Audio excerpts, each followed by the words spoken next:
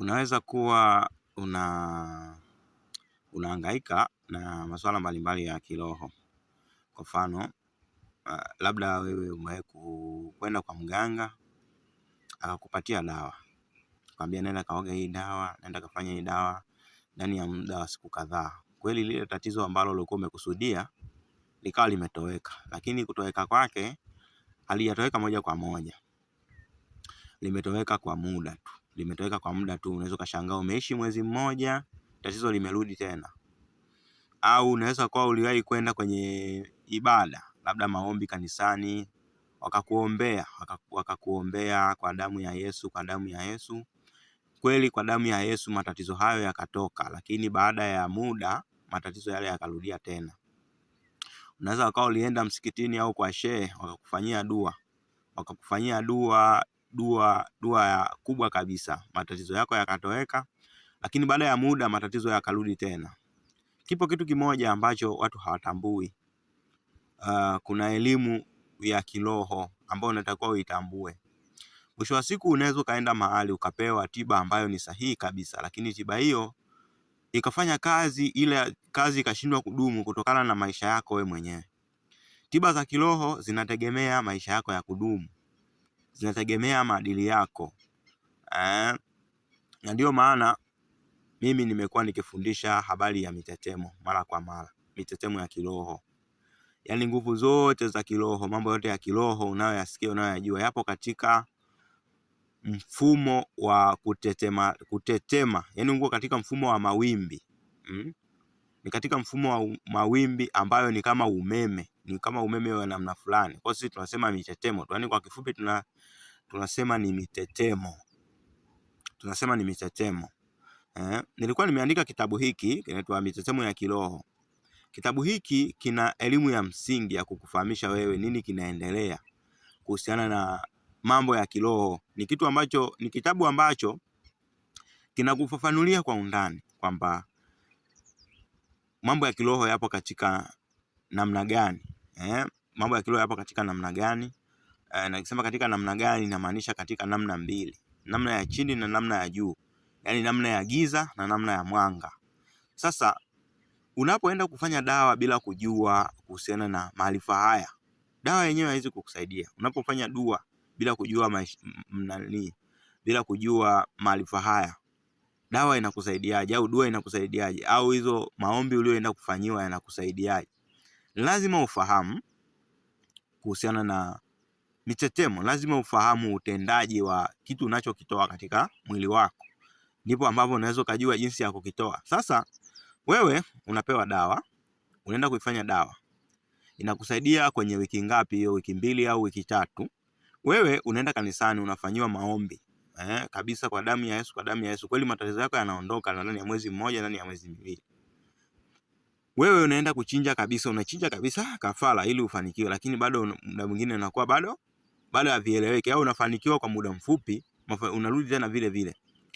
Au unaenda kwa shehe anakufanyia dua kubwa kabisa kwa kweli kisomo tulichokufanyia ni kisomo kikubwa kabisa, lakini shida ni nini? Matatizo yako hayakuishi.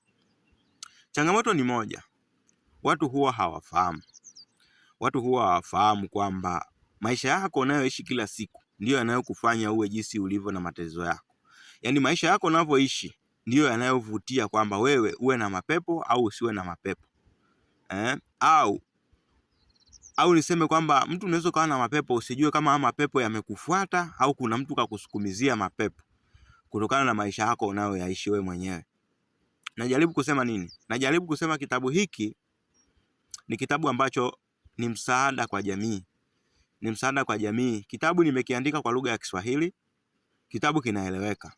Nimekiandika kwa lugha ya Kiswahili, kinakufundisha kwamba wewe unatakiwa kuishi maisha gani ili kuvutia mapepo au kuvutia mali au kuvutia kitu unachokitaka wewe. Unatakiwa uwe katika maadili gani hayo ambayo ukifika kwa mtaalamu akikupatia dawa, hiyo dawa iweze kufanya kazi. Unatakiwa uishi katika namna gani? Basi katika kitabu hicho nimeainisha mambo yote hayo. Nimeainisha jinsi ambavyo uchawi unaweza kukukamata na namna ambavyo unaweza kukinzana na uchawi na jinsi ambavyo unaweza kuepukana na matukio ambayo yanakuwa ni hayaeleweki. Yaani kwa mfano Unaweza ukawa unatembea wewe, labda tuseme umeshatoka kufanya maombi au umeshatoka kufanya dua au umeshatoka kwa mganga kukupatia dawa fulani ya mafanikio, lakini wakati unaenda sehemu hiyo ambayo ndio kuna biashara ya maana, njiani unakutana na ajali.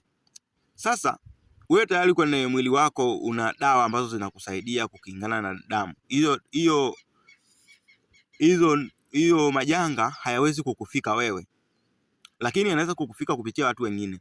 Ukawa unaendelea na safari yako, unafika njiani unakutana na ajali. Unakuta kuna ajali. Lengo tu la ile ajali wewe uweze kusimama, uanze kushangaa. Kwa sababu hicho kilichotengeneza ajali hakiwezi kukuvamia wewe kwa sababu wewe umefanya dua ama umeoga dawa au umeenda kanisani umefanya maombi kwa damu ya Yesu. Hakiwezi kukupata wewe, basi kinakuathiri kupitia watu wengine. Utakutana na ajali. Kile kitendo cha kusimama kuanza kushangaa ile ajali, na kwa umefanikiwa, ule uchawi umefanikiwa kukuzuia wewe. Maana sasa hautawahi kule unakowahi, isipokuwa utaanza kushangaa ile ajali. Sasa elimu hii au maarifa haya ni maarifa mapana ambayo tumeandika kwa undani. Nimeandika kwa undani kabisa kwenye hichi kitabu. Nimeandika kwa undani kwenye hichi kitabu cha Mitetemo ya Kiroho. Kitabu hiki nilikuwa nimekiandaa, mwanzoni nilikiandaa kwa ajili ya mimi mwenyewe kufundishia. Ni kama alama ya kwamba ninaposoma mstari mmoja nakumbuka mambo mia kadhaa ya kusema kuhusiana na mitetemo. Lakini watu wakasema hicho kitabu hicho kwa nini tusikipate? Basi kwa kuheshimu sauti ya watu, sauti ya wadau ambao nakuwa nawafundisha, nikafanya uamuzi wa kuweza kuchapisha hicho kitabu. Na sasa nimekichapisha kama unavyokiona, nimeshakichapisha tayari. Kitabu kipo mtaani, kitabu kimeshachapishwa. Unaweza ukakipata na unaweza ukakisoma. Na kinaweza kukusaidia. Ni kitabu ambacho kimeandika maarifa mengi. Unaendelea kuhangaika kila siku na maisha, au mambo yangu hayaendi. Kwa nini hayaendi? Unatakiwa kabla hujaenda kutafuta dawa, unatakiwa ujue wewe mwenyewe kwa nini hayaendi. Ni kitu gani ambacho haufahamu katika maisha haya pamoja na umri wako? Ni kitu gani ambacho hujakifahamu kinachofanya uhangaike? Ni kitu gani ambacho hujakifahamu? Basi yote hayo tumeandika kwenye kitabu. Yote tumeandika kwenye kitabu. Kitabu hakiuzwi bei kubwa sana. Kitabu kinauzwa bei ndogo kabisa kulinganisha na maarifa yaliyoandikwa ndani. Maarifa yaliyoandikwa humo ndani ni maarifa ambayo wewe kama umewahi kwenda kwa mganga, ukifika anakuambia kwamba toa shilingi kadhaa au hata 50,000 tukwambie kuhusiana na wewe, au toa 100,000 tukwambie kuhusiana na wewe, au wanakuambia kwamba maombi ya namna hii huwezi ukapata maombi yako kwa shilingi 2,000 au kwa 5,000, toa 500,000. Lakini vitu vyote hivyo tumeviandika kwenye kitabu. Nimeandika kwenye kitabu, na mambo niliyoandika kwenye kitabu sio kwa sababu eti yanatoka kwenye kichwa changu. Sio kwa sababu yametoka kwenye kichwa changu. Mambo hayo ni sheria za ulimwengu. Sheria ambazo zilikuwepo tangu kale na kale. Watakuja wengine watazikuta, wataziandika na kuzielewesha. Ni sheria, mimi sijatoa kichwani kwangu. Mimi ni mtu mmoja tu ambaye nimefanikiwa kuelewa sheria hizo na kusema kwa nini nisiwaambie na wengine. Ni sheria, usiseme kwamba sasa huyu mtu ameandika kutoka kichwani kwake. Hapana, ni sheria. Nimepata kufahamu sheria za asili, nikasema niziandike katika lugha inayoeleweka, lugha ya Kiswahili, lugha ya kileo, kwa sababu vipo vitabu vingine vya kale vina misamiati ya zamani, viliandikwa miaka 1000 ngapi iliyoisha huko. Vina misamiati ya zamani. Vipi kijana wa kileo hiyo na maneno ya kisela anawezaje kuelewa misamiati ile? Kwa hiyo nikasema elimu hii niiweke katika lugha rahisi, lugha rafiki ya Kiswahili. Lugha rafiki ya Kiswahili. Kwa nimeiweka katika kitabu hicho cha Mitetemo ya Kiroho. Katika Mitetemo ya Kiroho kitabu kinauzwa shilingi 25,000. Kitabu kinauzwa shilingi 25,000 peke yake. Shilingi 25,000. Kitabu hiki kinauzwa shilingi 25,000. Utakipata kupitia mawasiliano hayo hapo unayoyaona hapo. Asante na nikutakie wakati mwema.